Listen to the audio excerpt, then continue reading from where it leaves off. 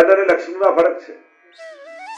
કમાઈને લાવીએ ધન, અને જ્યારે એનો સદુપયોગ કરો ત્યારે એ ધન લક્ષ્મી બની જાય. ઘણા લોકો કે આ લક્ષ્મીજીને પગ પાસે કેમ મૂકો? લક્ષ્મીજીને પગ પાસે નથી મુકાતા, ધનને પગ પાસે મુકાય છે અને મુક્તાની સાથે લક્ષ્મી બની જાય છે. એનો ઉપયોગ એને લક્ષ્મી બનાવે, લક્ષ્મીજીને નથી મુકતા. મૂકો છો ધનને, ભેટને, પણ એનો ઉપયોગ એને લક્ષ્મીનું રૂપ બનાવી દે. એ ચરણમાં આવતા પ્રભુના એ લક્ષ્મી બની જાય. કારણ કે પ્રભુના ચરણ સેવા માટે લક્ષ્મીજી હૃદયમાં વાસ આપ્યો, પણ એ છોડીને પણ ચરણમાં આવી જાય. અને એટલા માટે અહીંયા લક્ષ્મીજીનો કાયમી નિવાસ થઈ ગયો. જ્યાં પ્રભુ છે ત્યાં લક્ષ્મીનો નિવાસ. માણસ બધે દોડે, પણ એનો નિવાસ તો પ્રભુના ચરણારવિંદમાં છે. અને એટલા માટે તમારા જીવનનું કલ્યાણ ઈચ્છતા હો તો પ્રભુના ચરણનો આશ્રય જરૂર કરો.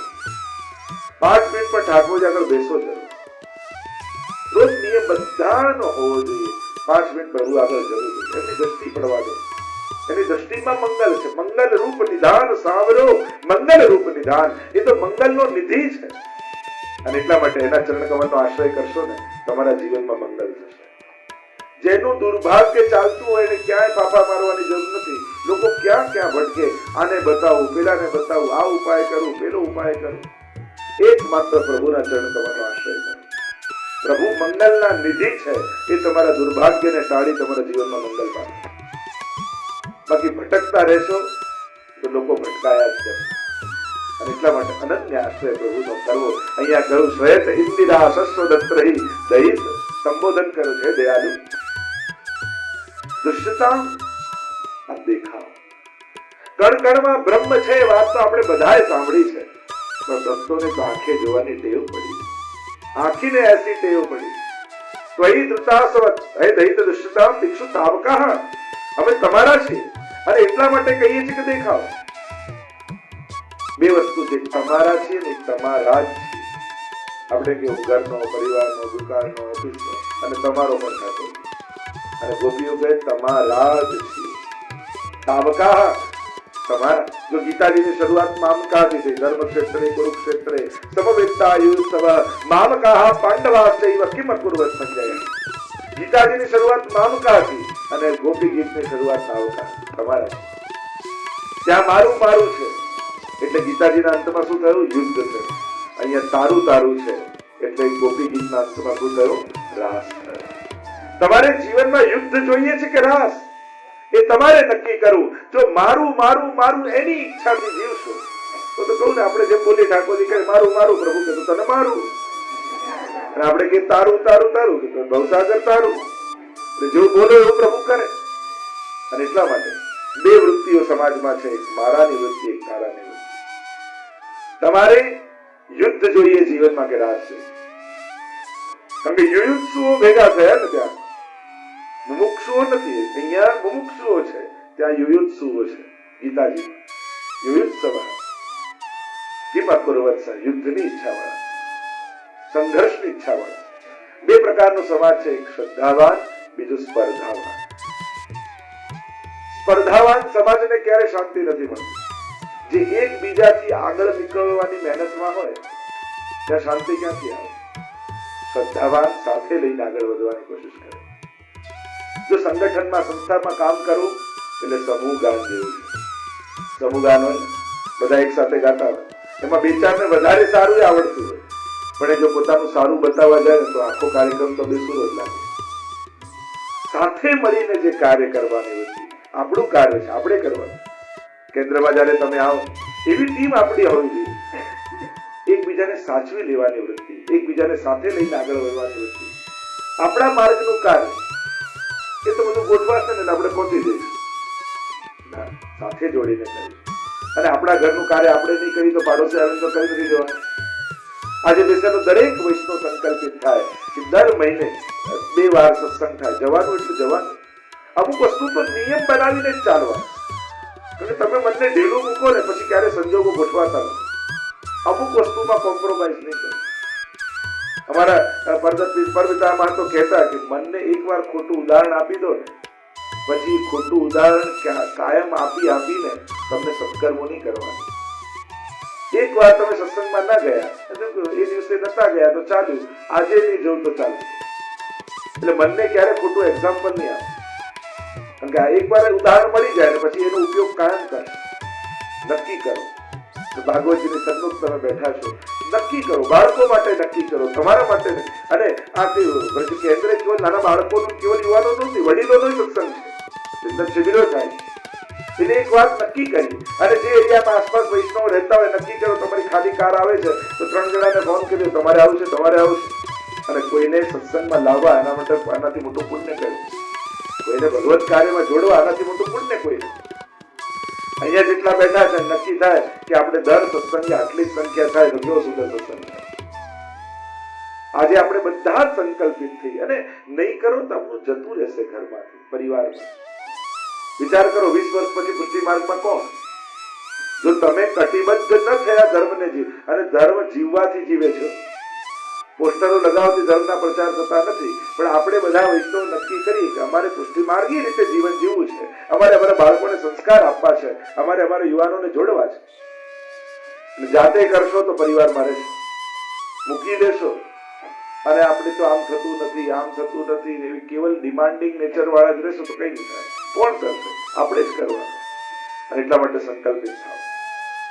અહીંયા કહ્યું કે દીક્ષિત તાવકા અમે તમારા છીએ, અને જે પ્રભુનો થાય ને પ્રભુ સગળું કરે. એ શ્યામ સુંદર અમારા નેત્રનું ફળ તો આપના દર્શન જ છે.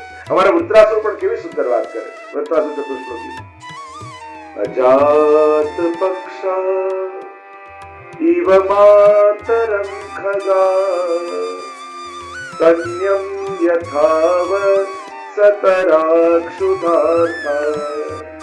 પ્રિયં પ્રિયેવ વ્યુષિતં વિષન્ના मनोरविंदा क्षति दृक्षते त्वं। प्रभु आपके दर्शन की कैसी लालसा मन में हो। अजात पक्षा एव मातरम खगा, ચકલીના નાના બચ્ચા હોય ને ભૂખ્યા થયા હોય, માં ચણ લેવા ગઈ હોય અને માતે આવતા જુએ અને ચી ચી ચી ચી કરી આખું આકાશ ગજવી નાખે. પ્રભુ આપને જોવાની આવી લાલસા મારા મનમાં જાય. પણ મનમાં થયું કે પાંખો ફૂટી જાય પછી બચ્ચાઓ રાહ નથી જોતા. કહ્યું સંયમ યથા વત્સ તરાક સુધારતા. જેમ ભૂખ્યું થયેલું વાછરડું બાંધેલું હોય અને ગાય ચરવા માટે વનમાં ગઈ હોય અને માને આવતું જુએ અને જ્યારે ખેડૂત વાછરડાને છોડે ત્યારે માની આજુબાજુ જે કૂદકાઓ મારે વાછરડું, માને મળવાનો જે ઉમંગ, જે ઉત્સવ એના મનમાં હોય, પ્રભુ આપને જોવાની આવી લાલસા મનમાં આવે. પછી થયું દૂધ પીવાનું બંધ કરે, પછી વાછરડું રાહ જોતું નથી. એટલે કહ્યું પ્રિયમ પ્રિયેવ વિષિતમ વિષન્ના, એક પ્રિયા જેમ પ્રિયતમની પ્રતીક્ષા કરતી રહે એમ પ્રભુ સદાય હું આપની આ રીતે જ પ્રતીક્ષા કરતો. એક પ્રિયતમા પોતાના પ્રિયતમને મળવા માટે દોડી અને દોડતી દોડતી જાય ને નીચે કોઈ નમાજ પડતું હતું, તેની પીઠ ઉપર પગ મૂકીને ગઈ. પાછી વળીને આવી ત્યારે પેલા નમાજ પડતા હતા એને કહ્યું તને આટલું ભાન નથી, કોઈ નમાજ પડી રહ્યું છે તો પીઠ ઉપર પગ મૂકીને જાય છે. ત્યારે પેલી સ્ત્રીએ કહ્યું કે હું તો મારા લૌકિક પ્રિયતમને મળવા દોડી તોય મને ભાન ન રહ્યું કે નીચે કોણ છે. તમે તો તમારા અલૌકિક પ્રિયતમને મળી ગયા હતા, તમને કેમ ભાન રહ્યું કે ઉપરથી કોઈ ગયું છે. આવી લાલસા આપને મળવાની મારા હૃદયમાં જાગે. દીક્ષિત તાવકા અમે આપને જોવા માંગીએ છીએ. ત્વયી ધૃતાસવત ત્વામ વિચિન્વતે, આપને કારણે જેણે પ્રાણોને ધારણ કર્યા છે એવા અમે આપના માટે વલખી રહ્યા છે. શરદ ઉદાસયે સાધુ જાતસન સરસિજો દરશ્રી પ્રસાદસા.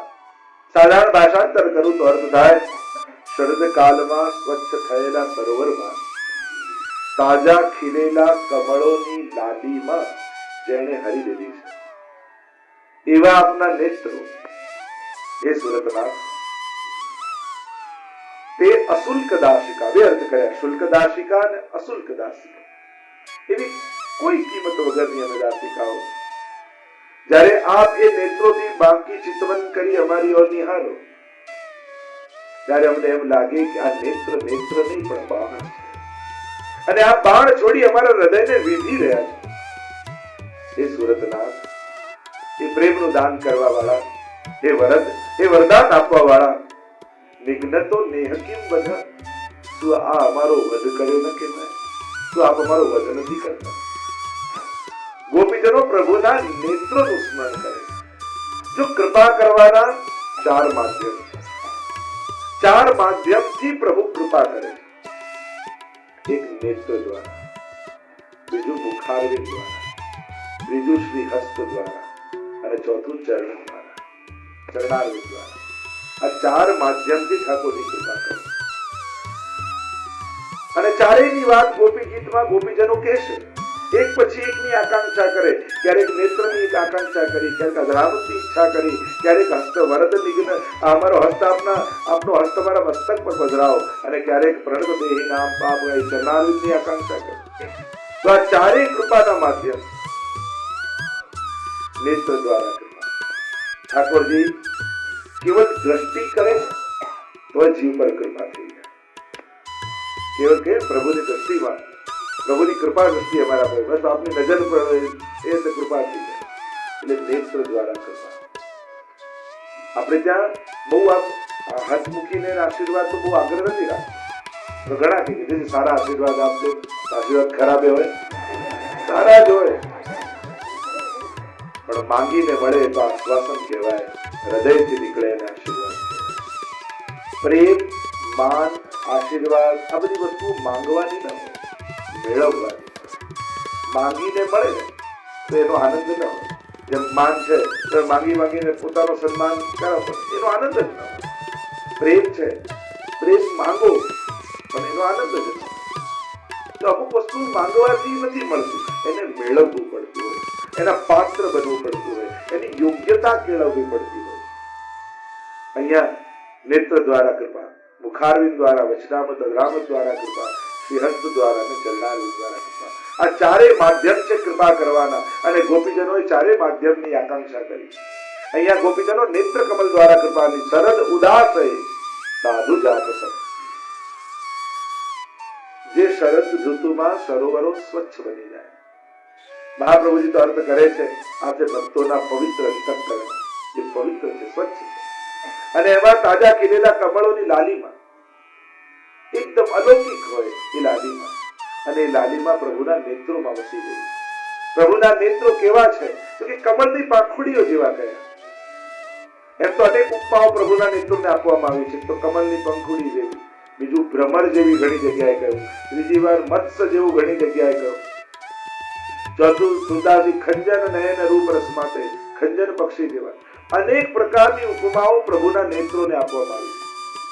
પેલા કમળ જેવું, અને કમળ કોમલ હોય, શીતલ હોય અને સુંદર હોય. પ્રભુના નેત્રો પણ કેવા છે? કોમલ છે. અમારા ઠાકોરજીના નેત્રો કઠોર નથી. પ્રભુ કરુણામય છે એટલે નેત્રોમાં મૃદુતા છે. વૈષ્ણવના નેત્રોમાં પણ કોમળતા હોય. નેત્ર છે ને આપણા ભાવનું પ્રગટીકરણ. બોડી લેંગ્વેજમાં તો બતાવે ને કે આમ ઉપર જોતો કે ચિંતા કરે છે, નીચે જોતો ઉદાસ લાગે. ખાલી આંખોના ભાવથી કેવો ભાવ ખબર પડી જાય. તો નેત્રે અભિવ્યક્તિ છે, મનની અભિવ્યક્તિ છે. પ્રભુના નેત્રો કોમળ છે, શીતલ છે. પ્રભુની દ્રષ્ટિ પડે તો શીતળતાનું દાન કરે અને સુંદર. શૃંગાર સ્મંડનમાં તો ગુસાઈ પ્રભુના નેત્ર દ્રષ્ટિ પડે ને તો ત્રણ વસ્તુને દ્રષ્ટિ હરી દે છે: વિવેક, ધૈર્ય અને લજ્જા.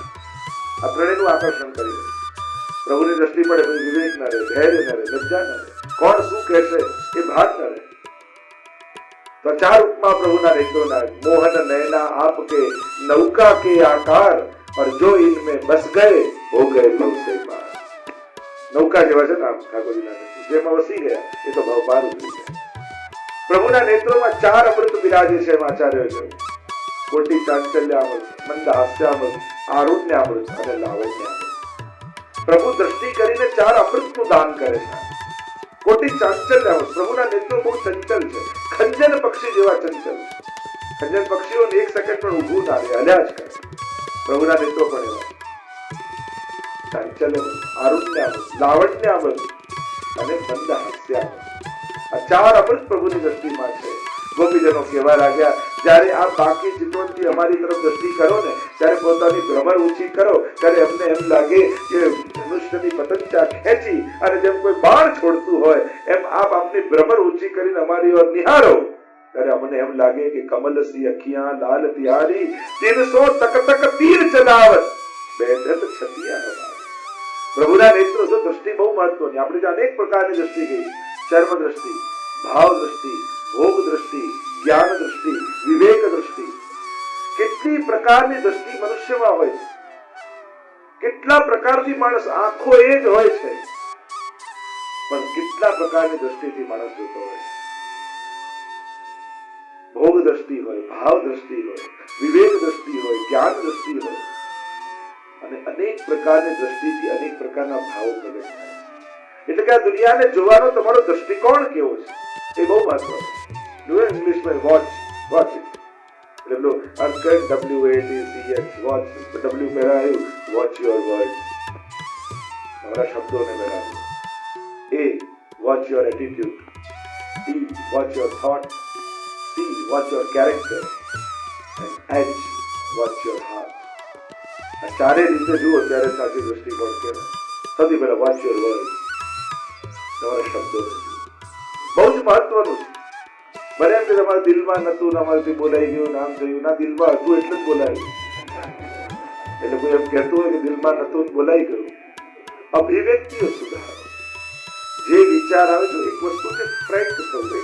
અહીંયા એક વિવેક નાનક એક શબ્દ છે, ક્યાંક અહીંયા યુવાનોમાં લેક થાય. ઘણી વાર જેમ ઘણા મહેમાન આવે, મા બાપને ગમતું ના હોય છતાં હસીને બોલાવે, બેસાડે, એટલે છોકરાઓને એમ થાય કે નથી ગમતું તો કહી દો ને, આવું નાટક કેમ કરો, દંભ કેમ કરો. એ લોકો દંભ લાગે, એટલે ભૂલી જાય કે બેટા આ તો આપણો વિવેક છે, આ આપણા સંસ્કાર છે. ન ગમતો એ મહેમાન ઘરમાં આવે છતાંય આપણા માટે ભગવાન સમાન, એનો અનાદર ન કરે. મનની દરેક વાત કહી દેવી જરૂરી નથી, કારણ કે એની શું અસર થશે એનો વિચાર્યા વગર સત્ય આ રીતે બોલવું એ પણ અવિવેક છે. એટલે અમારે તો મનમાં આવે બધું કહી દઈએ અમે, પાછળથી વાત પાછળથી કરો, વાત મોઢા પર ન કહો. પાછળથી કરો પણ ના પડે. તમને મોઢા પર સાંભળવું નથી ગમતું તો કોઈને નથી ગમતું, તમને કોઈ ક્રોધ કરે નથી ગમતું તો કોઈને નથી ગમતું. એટલે દિલ ચોખ્ખું એ કઈ બહુ મોટું એચિવમેન્ટ ખાલી નથી જો તમારી અભિવ્યક્તિ સારી નથી. એટલા માટે આ વિચારવું જોઈએ. એટલે સત્ય બરાબર, ફ્રેન્ક થવું, સ્પષ્ટવાદી બરાબર, પણ વિચારવું જોઈએ કે એ મારી સ્પષ્ટવાદીતા બીજાના દુઃખનું કારણ તો નથી થવાનું. એટલે ઉત્તમ પક્ષ ન કહી શકાય. વિવેક આપણે ત્યાં શબ્દ છે, એ વિવેક બુદ્ધિ ના હોય તો તમારું સત્ય પણ અતિશય કડવું બની જાય છે. એના કરતા અસત્ય સારું, એવું કડવું અસત્ય બની જાય છે. એટલા માટે વિવેક શબ્દનો વિચાર કરવો જોઈએ કે જે મનમાં છે એ સીધું કહી નાખવું એ ઉત્તમ પક્ષ નથી. મનમાં તો અનેક પ્રકારના વિચાર આવે તો બધું બોલી નાખવું અને બીજાને દુઃખ પહોંચાડવું એ ઉત્તમ પક્ષ નથી. એટલે વિવેક જોઈએ, દરેક વસ્તુમાં વિવેક જોઈએ. મહાપ્રભુજી તો 9 પ્રકારના વિવેક બતાવ્યા છે, પણ એ તો બધા અલૌકિક છે, પણ લૌકિકમાં વિવેક જરૂરી છે. અને એટલા માટે વોચ યોર વર્ડ, શબ્દો ઘણા બોલવામાં એવા કડવા હોય. એક ભાઈને ત્યાં એક રાજાનો મિત્ર હતો અને રાજાએ નવો મહેલ બનાવ્યો તો જોવા માટે બોલાવ્યો કે આવો. અને મિત્ર જોવા માટે ગયો મહેલમાં અને આખો મહેલ રાજાએ બતાવ્યો અને પછી કહ્યું કેવું લાગ્યું કે બાકી બધું તો બરાબર છે પણ મેઇન એન્ટ્રન્સ બહુ નાનો કર્યો, તું મરી જઈશ તો તારી લાશ બહાર કેમ કાઢીશ? એ લોકો હું તને નવું ઘર બતાવવા આવું છું, મારા મરવાની વાત કરે. હમણાં જેલમાં ના જેલમાં પૂર્યો તેની પત્ની ગોતતી આવી કે આ ગયા ક્યાં? રાજાને મળી, રાજા કે કેવો છે તારો પતિ? આખો મહેલ બતાવ્યો ને પાછો બોલે છે એમ કે મરી જશો તો બહાર કેમ કાઢો, દરવાજો નાનો. એની પત્ની કે તો છે જેવા, એને માથાકૂટ પડવાની શું જરૂર, કકડા કરીને બહાર કાઢીશું. એના પડવાની શું પેલો કે આવી આને અંદર નાખો. એમાં દીકરો બનતો ખર્ચો આવે કે મારા મા બાપ ગયા ક્યાં?